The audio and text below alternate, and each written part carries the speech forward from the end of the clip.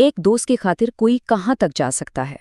مجھے دوست کہو کی کہانی ہمیں ایک ایسے ہی سفر پر لے جاتی ہے جہاں کالج کی سادہ سی زندگی، دوستی، دھوکے اور قربانی کے ایک خطرناک کھیل میں بدل جاتی ہے۔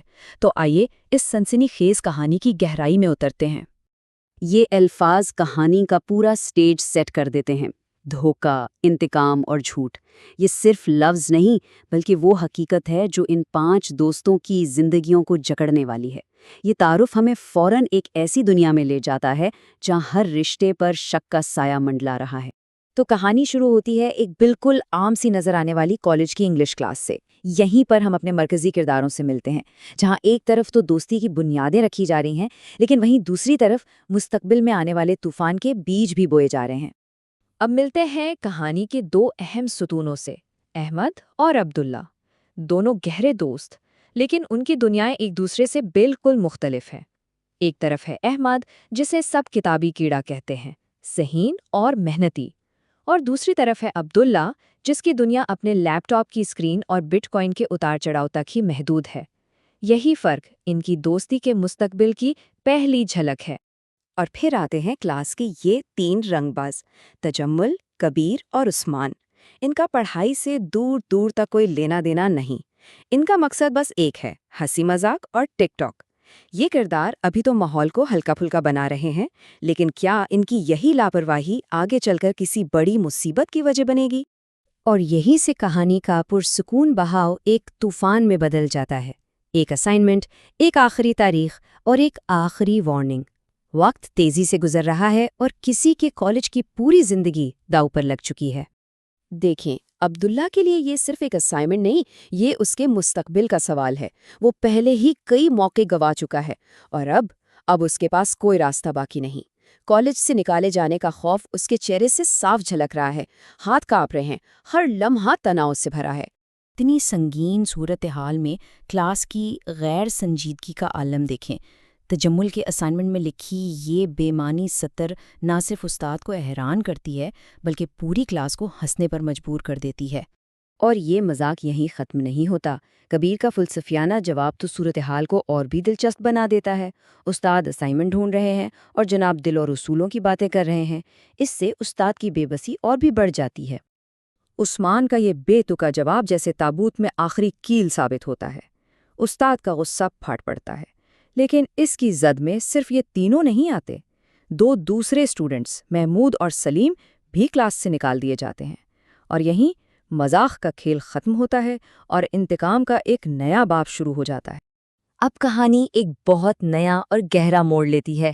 ہنسی مذاق پیچھے رہ گیا ہے اور اب شروع ہوتا ہے دوستی کا اصل امتحان۔ اپنے دوست عبداللہ کو کالج سے نکلنے کے دہانے پر دیکھ کر احمد ایک ایسا فیصلہ کرتا ہے جو سب کچھ بدل کر رکھ دے گا۔ احمد کا پلان تھا تو خطرناک، لیکن بہت ذہین۔ پہلا قدم ڈرامہ کرنا کہ اسے اپنا اسائنمنٹ رجسٹر نہیں مل رہا۔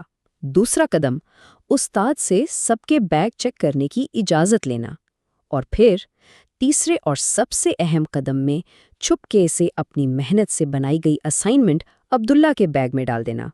چوتھا قدم اپنے دوست کو بچا لینا۔ یہ صرف ایک چال نہیں تھی، یہ دوستی کے لیے ایک بہت بڑی قربانی تھی۔ عبداللہ کی یہ سرگوشی احمد کی قربانی کے وزن کو اور بھی واضح کر دیتی ہے۔ وہ جانتا ہے کہ احمد کیا داؤ پر لگا رہا ہے۔ یہ لمحہ ان دونوں دوستوں کے درمیان موجود گہرے رشتے کو ظاہر کرتا ہے۔ اور پلان کامیاب ہو جاتا ہے۔ استاد عبداللہ کے کام کی، جو دراصل احمد کا تھا، خوب تعریف کرتے ہیں اور خطرہ ٹل جاتا ہے۔ دونوں دوستوں نے راحت کی سانس لی اور گلے ملے۔ ایک لمحے کے لیے لگا کہ سب ٹھیک ہو گیا ہے، لیکن کیا یہ کسی بڑے طوفان سے پہلے کی خاموشی تھی؟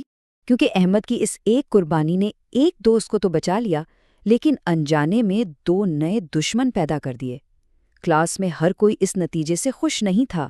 دوستی کے اس عمل نے حسد اور انتقام کی ایک ایسی آگ بھڑکا دی تھی جو سب کو جلا کر راکھ کر سکتی تھی۔ ذرا سوچیں، غلطی ایک جیسی لیکن انجام بالکل مختلف۔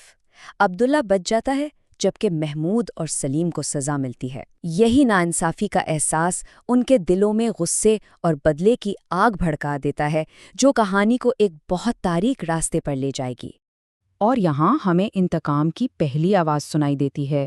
نکالے گئے طالب علموں میں سے ایک محمود کا غصہ اب بدلے کی خواہش میں بدل چکا ہے۔ اس کے الفاظ میں آنے والے طوفان کا واضح اشارہ ہے۔ سلیم کے یہ الفاظ اس دھمکی پر مہر لگا دیتے ہیں۔ اب یہ صرف غصہ نہیں بلکہ ایک کھلا اعلان جنگ ہے۔ ایک دوست کو بچانے کی کوشش نے انجانے میں ایک ایسا طوفان کھڑا کر دیا ہے جو اب سب کو اپنی لپیٹ میں لینے والا ہے۔ اور یہیں پر ہم اس کہانی کو ایک اہم سوال کے ساتھ چھوڑتے ہیں۔ کیا احمد کا عمل دوستی کی ایک مثال تھا، یا ایک ایسی غلطی جس نے انتقام کے ایک نہ ختم ہونے والے سلسلے کو جنم دیا؟ اصل ولن کون ہے؟ وہ جو حسد کی آگ میں جل رہے ہیں، یا وہ جس کے ایک عمل نے یہ آگ بھڑکائی؟